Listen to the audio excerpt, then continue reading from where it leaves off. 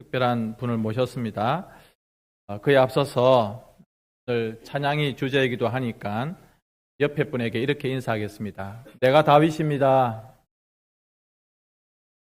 혹시 또 난 여잔데 이렇게 하지 마시고 다윗과 같은 마음으로 오늘 찬양의 기쁨을 누렸으면 좋겠습니다.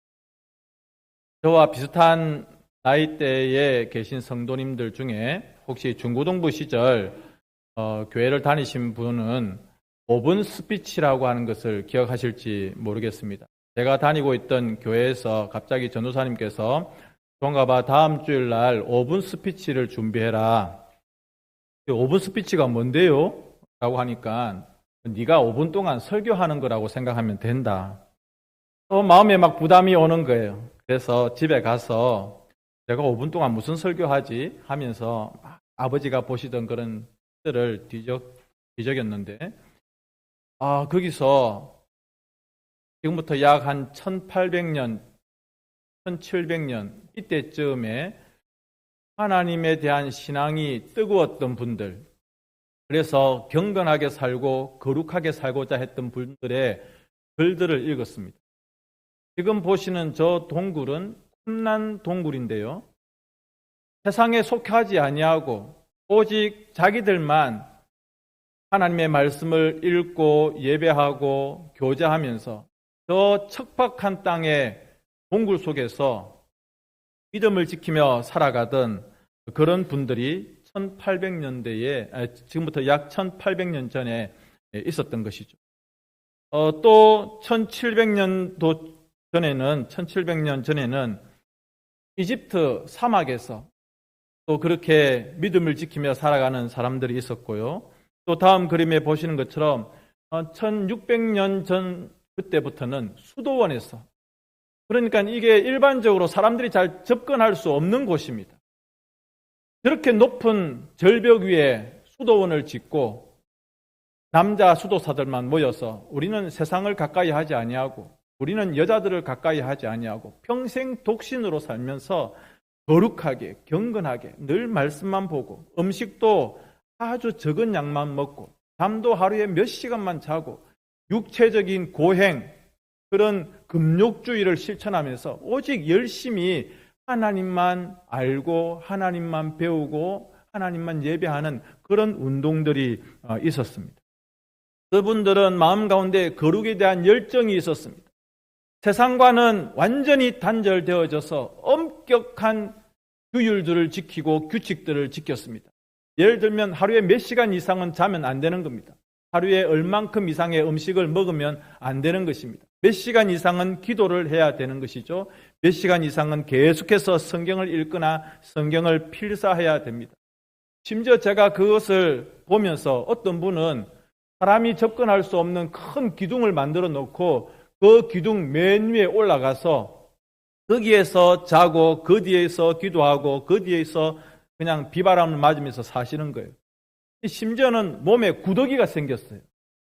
몸에 구더기가 생길 정도로 그렇게 철저하게 금욕주의 생활을 하고, 혹시 자기 몸에서 구더기가 떨어지면 그 구더기를 다시 자기 몸에다가 올려놓는, 이렇게까지 아주 엄격하게 규칙과 규율 가운데 살아가는 그런 분들이 계셨습니다. 그렇게 하면 자신들의 경건, 자신들의 신앙, 자신들의 거룩함을 지켜갈 수 있을 것이다. 여러분, 우리 하나님께서 우리 성도들, 땅에 있는 하나님의 사람들에게 원하시는 가장 큰 소원이 무엇일까? 저는 그 중에 하나가 죄에 빠지지 않는 것이라고 생각합니다. 여러분들이 보셨던 지금부터 약 1800년, 1600년 전에 있었던 이런 엄격한 그런 금욕주의의 생활들, 경건주의의 생활들, 이런 분들은 죄를 짓지 않고 죄에 빠지지 않기 위하여서 어떤 분들은 남자들만, 또 어떤 분들은 여자들만 모여서 결혼하지 아니하고 오직 경건과 거룩과 말씀에만 집념하자. 여러분, 이렇게 사막에서 살든지 산소 깊은 곳에 가든지 광야에서 살든지 동굴을 파고 살든지 그렇게 규율과 제도만을 만들어 놓고 나는 결혼하지 않을 거야, 우리는 남자들끼리만 모여야 돼, 우리는 여자들을 가까이 하지 않을 거야. 그렇게 해서 거룩하게 하려고 했던 이 모든 운동들이 느냐? 결과가 좋았느냐? 그런데 한계가 있더라는 것입니다. 수도원 운동 혹은 중세시대 때 여러 가지 수도사들의 그런 모습들을 보면 그들도 나중에는 세상 가운데에 타락하게 되어지고 오히려 이 수도원이 타락의 온상이 되어지는 그런 경우들이 있었습니다.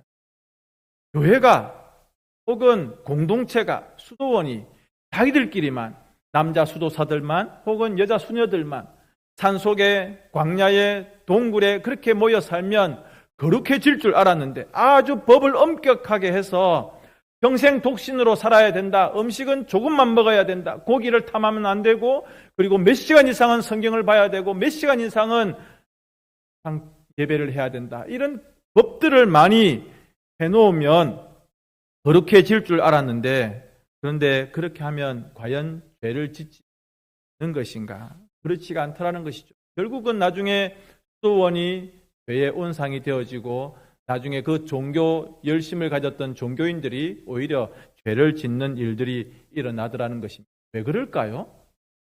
우리 속에 죄의 본성이 있기 때문에 그렇습니다.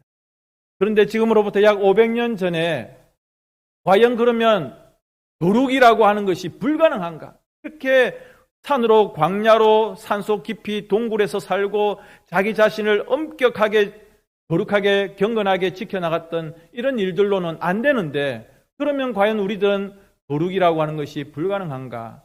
그렇지 않습니다. 500년 전에 종교개혁가들은 오직 말씀으로 거룩하여 질 수 있다라고 하는 성경 말씀을 믿고 이 운동을 외쳤던 분들입니다. 오직 성경으로. 그러니까 법을 지키고 규칙을 엄격하게 하고 산 속에 간다, 동굴 속에 간다, 그리고 내가 독신으로 살아간다. 그런 것들로는 안 되는데 하나님의 말씀으로 우리가 진리의 말씀으로 거룩하게 살아갈 수 있다라고 하는 것을 성경의 말씀에서 발견한 이들이 바로 종교개혁가들입니다. 그래서 그들은 교회와 수도원의 그 부패한 것들에 대하여서 외치면서 오직 하나님의 말씀으로 오직 성경으로만 우리가 거룩해질 수 있다라고 하는 것을 시작했던 분들입니다. 광야에 가서 금욕 생활해도 되지 않고요. 수도원에 가서 엄격하게 규율을 지키도 안 되는 겁니다. 교회에서 법과 제도를 만들고 여러 가지 조직들을 엄격하게 만든다고 해도 그것도 안 되더라는 것입니다. 물론 그것이 유용하기는 합니다. 약간의 도움은 될 수가 있습니다. 그러나 그런 것들로 우리 속에 있는 이 죄의 본성들, 우리 자신들이 거룩해질 수는 없더라는 것이죠. 그러면 여러분, 우리를 거룩하게 하고 우리를 정결하게 하는 것은 세상과 구별되게 할 수 있는 것은 무엇인가? 우리 신앙의 선배들은 500년 전에 오직 하나님의 말씀, 오직 성경으로 우리가 거룩해질 수 있다라고 하는 것을 발견했던 것입니다. 오늘 우리는 요한복음 17장을 보고 있습니다. 예수님께서는 요한복음 17장에 나오는 이 기도를 통해서도 우리에게 이 사실을 말씀해 주고 있습니다. 16절과 17절 같이 봅니다. 시작. 내가 세상에 속하지 아니함 같이 그들도 세상에 속하지 아니하였사옵나이다. 그들을 진리로 거룩하게 하옵소서. 아버지의 말씀은 진리니이다. 아멘. 우리를 세상 가운데서 거룩하게 그리고 구별되게 하는 것은 진리의 말씀이다라고 하는 것입니다. 겉으로 보이는 그것으로 혹은 내가 엄격하게 지켜나가는 그런 법과 제도로 될 수 있는 게 아니라는 것입니다. 어느 시골 교회에 목사님이 자리를 잠시 비우게 되어서 연세 드신 은퇴하신 목사님을 모시고 예배를 드리기로 했습니다. 그래서 그 교회에서 이제 역에 마중을 나가기로 되어 있는데요. 교회에 나갈 만한 분들이 별로 안 계세요. 그래서 교회 청년 보고 야 너가 역에 가서 설교하러 오시는 목사님을 좀 마중을 나가라. 목사님 얼굴은 모르는데 어떻게 하면 되겠니? 라고 물어보니까 이 청년이 아유 자기가 알겠다는 거예요. 목사님들은 거의 비슷하니까. 그래서 이 청년이 역에 갔습니다. 기차가 서고 어떤 신사가 내리는데 중절모에 안경을 쓰고 가방 하나를 턱 들고 내리니까 이 청년이 저분이 목사님입니다. 모양부터가 거룩하잖아요. 그죠? 예.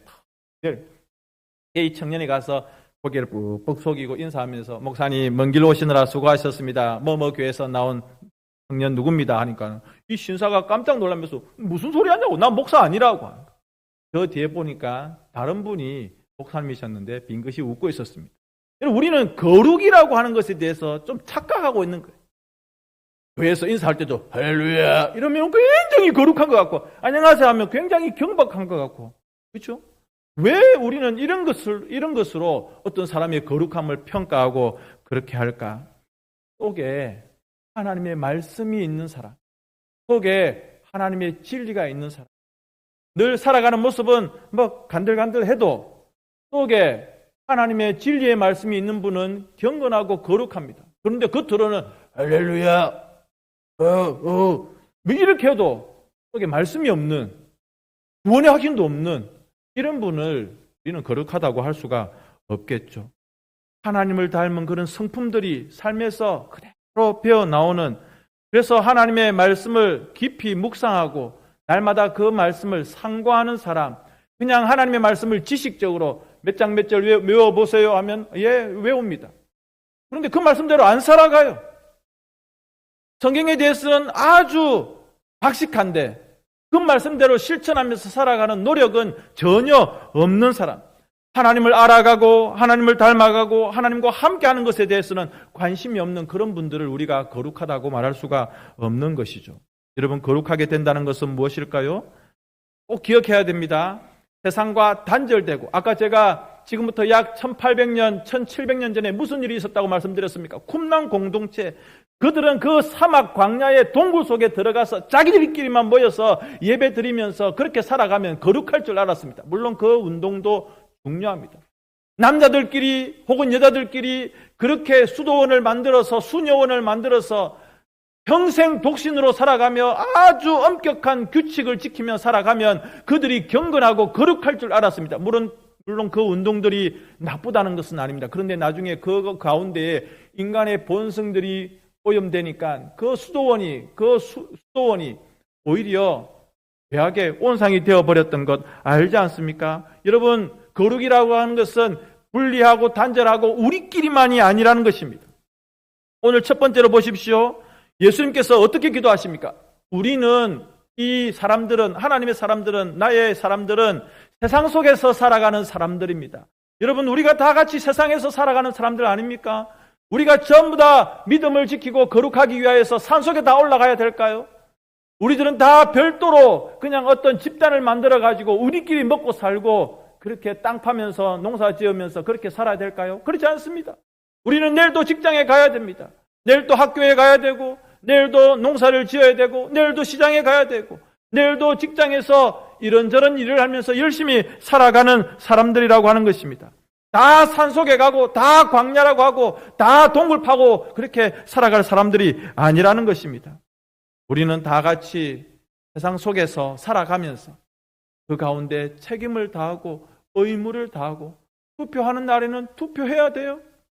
그리고 또 법을 지키면서 세상 가운데에서 사람들을 만나고 그렇게 살아가야 되는 것입니다. 그러나 기억해야 될 것은 무엇인가? 그들과 같이 살지만 그들과 섞여가지고 물에 물 탄 듯, 술에 술 탄 듯, 이 표현은 어떨지 모르겠습니다. 예, 그렇게 표시도 나지 않게 그렇게 살지 말라는 거예요. 세상 가운데 같이 살지만 그러나 그들 가운데 속하지 아니한 예수쟁이로서의 맛과 향기와 빛깔을 내는 그런 우리들이 되어야 된다. 즉 죄에 물들지 아니한 깨끗한 양심을 가지고 살아가는 자들이 되어야 된다라고 하는 것입니다. 18절과 19절, 아버지께서 나를 세상에 보내신 것 같이 나도 그들을 세상에 보내었고, 19절, 또 그들을 위하여 내가 나를 거룩하게 하오니 이는 그들도 진리로 거룩함을 얻게 하려 함이니이다. 그러면 여러분, 우리는 어떻게 하면 거룩하게 될까? 거룩을 지켜갈 수 있을까? 앞에서 말씀드린 것처럼 오직 진리의 말씀밖에 없다는 것입니다. 하나님의 말씀이 우리를 거룩하게 합니다. 그냥 안경 쓰고 중절모 쓰고 가방 들고 다니면, 그래서 인사할 때마다 할렐루야 이렇게 하면 거룩해지는 것이 아니라 하나님의 말씀의 그 진리의 기초 위에 내가 기도할 때 그것이 거룩이 되어지고, 하나님의 그 말씀의 진리의 기초 위에서 내가 바르게 예배할 때 그것이 나로 하여금 거룩하게 되어지고 진리의 말씀 그 기초 위에 나의 일상의 삶을 살아나갈 때 그것이 나에게 거룩의 능력이 된다는 것입니다. 그렇게 할 때에 내가 예수 믿는 향기가 난다는 겁니다. 여러분, 우리를 보호해 줄 수 있는 것은 하나님의 말씀밖에 없습니다. 우리가 숨쉬는 것은 말씀으로 숨쉬는 것입니다. 우리가 세상에서 싸워 나갈 수 있는 무기는 말씀밖에 없습니다. 이 자리에 계시는 우리 모든 성도님들이 말씀을 붙들면 우리는 하나님의 붙들림을 받아서 이 땅 가운데서 능력 있게 살아갈 수 있습니다. 기억하십시오. 우리는 세상 속에서 살아가는 사람들입니다. 그러나 두 번째로 그러한 우리들이지만 세상 속에서 구별된 사명을 가지고 살아갑니다.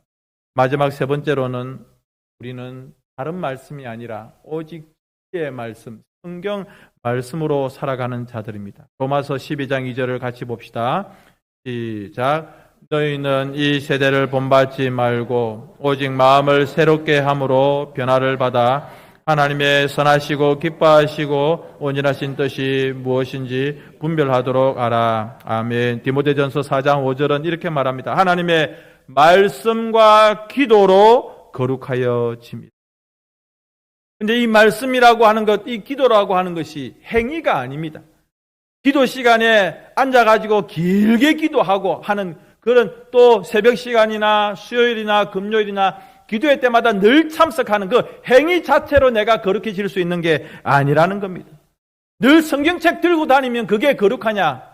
성경책 1독하고 2독하고 그렇게 하면 귀한 일입니다. 그러나 그렇게만 하면 내가 거룩해지느냐? 그 행위로는 절대 그렇게 될 수가 없다는 것입니다. 19절에 보니까 또 그들을 위하여 내가 나를 거룩하게 하오니, 이 말씀이 뭐냐면 예수님의 십자가를 지금 생각하게 하는 장면입니다. 내가 나를 거룩하게 하오니. 우리 예수님이 무슨 죄가 있어서 십자가에 죽임을 당하신 것 아니지 않습니까? 지금 예수님은 아주 중요한 결심을 하고 계십니다. 이 땅에 있는 모든 사람들의 죄를 깨끗하게 하기 위하여서 예수님이 피를 흘려주시고 죽으셔야 된다라고 하는 일에 대하여서 그 아버지의 뜻에 순종하는 결심을 하셨습니다. 그 말씀이 바로 이 19절입니다. 내가 나를 거룩하게 하오니.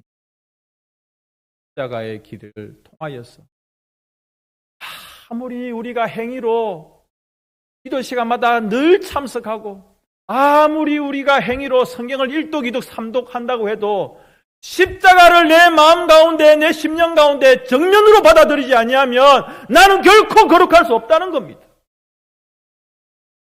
우리 예수님은 하나님의 말씀에 순종하셨습니다. 이 자리에 계시는 성도님 여러분, 부디 원하옵나니 하나님의 말씀에, 강단에서 선포되어지는 하나님의 능력의 말씀에 하는 는요, 마음이 얼마나 교만한지 이스라엘 백성들과 똑같이 목이 고다요.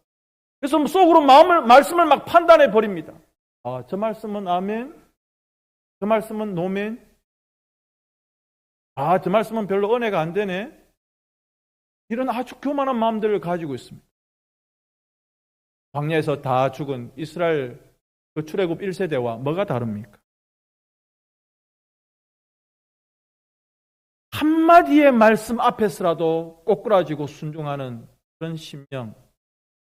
이 말씀만 드리고 마치겠습니다. 제가 중등부를 담당하고 다른 목사님이 고등부를 담당하고 중고등부가 함께 한 150명, 200명 가까이 되는 그런 수련회를 했습니다. 제가 이제 진행하는 그런 수련회 예배 인도의 날에 뒤에 앉아가지고 이번에 중등부, 고등부 아이들에게 아주 은혜 있는 설교를 해야지 준비를 하면서 기도하면서 성경의 설교문을 막 보고 있는데 앞에서 찬양을 인도하던 전도사님 한 분이, 그때는 전도사님이 아니었고 간사님인데 청년의 회원 한 명이 기타를 치면서 찬양하면서 성경에 보면 이런 말씀이 있어요. 그는 흥해야겠고 나는 쇠하여야겠다. 그런 말씀이 있습니다. 라고 하는데 그 말씀 하나가 뒤에서 앉아가지고 막 이 설교 준비하면서 이렇게 하고 있는 제 마음에, 저의 귀에 확 와닿는 거예요. 그는 흥해야겠고 나는 쇠하여야겠다. 주님은 드러나야 되겠고 인간 나는 없어져야 되겠다. 우리 전도사님이 저 뒤에 계시지만 이력서를 보냈습니다. 그 이력서를 이제 읽어보는데 휘필드의 그 말을 전도사님이 적었더라고요. 썩어서 없어지기보다는 혹은 녹슬어서 없어지기보다는 닳아서 없어지기를 원한다고 휘필드 목사님이 말씀했거든요. 제가 기도할 때마다 늘 조나단 에드워드 휘필드 이렇게 제가 기도의 제목들을 삼고 있는 목사님들이 계십니다. 이 전도사님의 그 문구가 제 마음에 딱 맞는 거예요. 제가 그래서 거기서 설교 준비하고 이렇게 하다가 강단 뒤에서 얼마나 울었는지 모릅니다. 아이들은 갑자기 저쪽 구석에서 이렇게 설교하실 자기 담당 목사가 저렇게 펑펑 우는 장면들 보면서 이상하다 싶었을 겁니다. 말씀 하나가 여러분, 하나가 나에게 와닿으면, 여러분 성경에 얼마나 많은 말씀들이 있습니까? 그 말씀 하나가 여러분들의 마음에 박히면요 꼬꾸라지게 되어 있습니다. 자꾸 튕겨내지 마십시오. 말씀이 오고 은혜가 오면 자꾸 튕겨내. 그러지 마시라니까요. 그 말씀 하나가 내 심령에 와닿으면 내가 변하고 우리 가족이 변하고 내 인생이 변합니다. 자꾸 하나님의 말씀을 튕겨내는 건 나의 교만과 나의 완악함으로 죄가 아닌 것처럼 내가 더 잘 아는 것처럼 하나님의 말씀 앞에 엎드리는 거예요. 주님의 십자가 앞에 내 삶을 드릴 때, 주님의 말씀 앞에 내 삶을 그때 내가 거룩하게 되어지는 거예요. 늘 여러분 앞으로도 찬송 한 가사에 경 한 말씀, 나 자신 겸손히 엎드려지고 그 말씀이 나를 다스려 나가시고 그 말씀이 나를 지배하는 그런 거룩한 삶을 살아가실 오늘 성경이 말씀합니다. 진리의 말씀이 우리를 거룩하게 한다.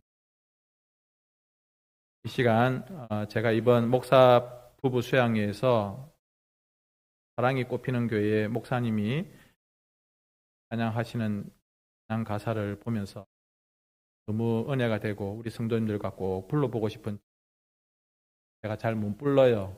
변현세 목사님 크게 불러주이소. 같이 한번 불러보겠습니다. 아시는 분들 크게 불러주세요.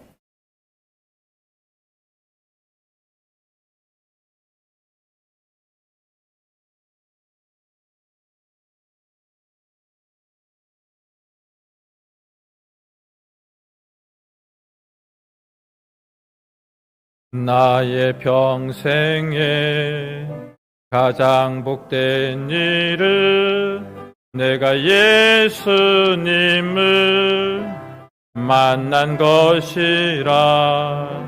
나의 평생에 가장 잘한 일은 내가 예수님을 주로 섬긴 것이라. 이 세상 살 동안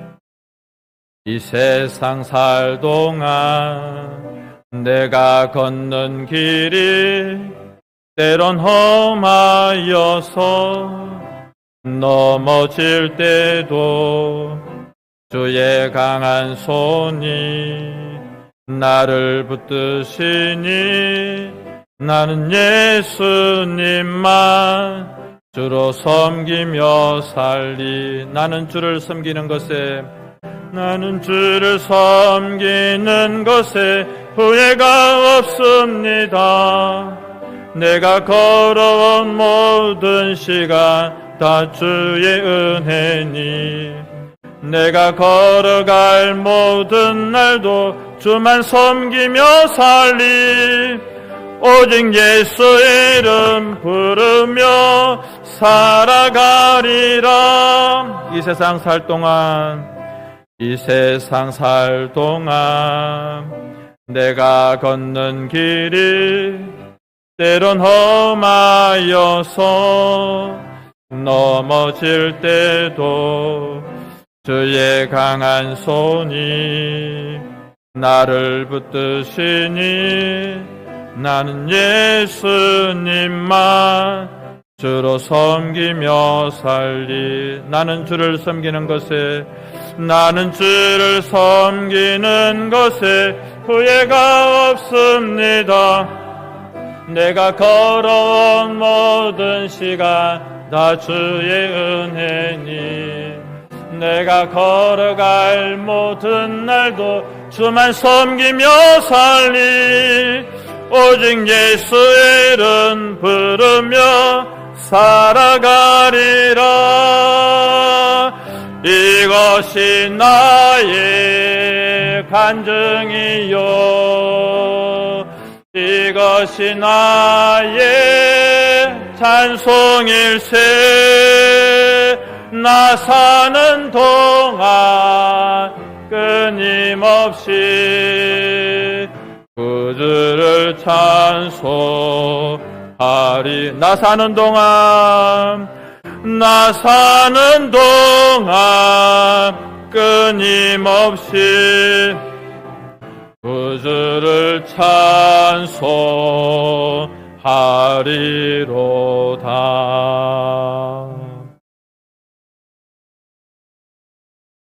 이 시간에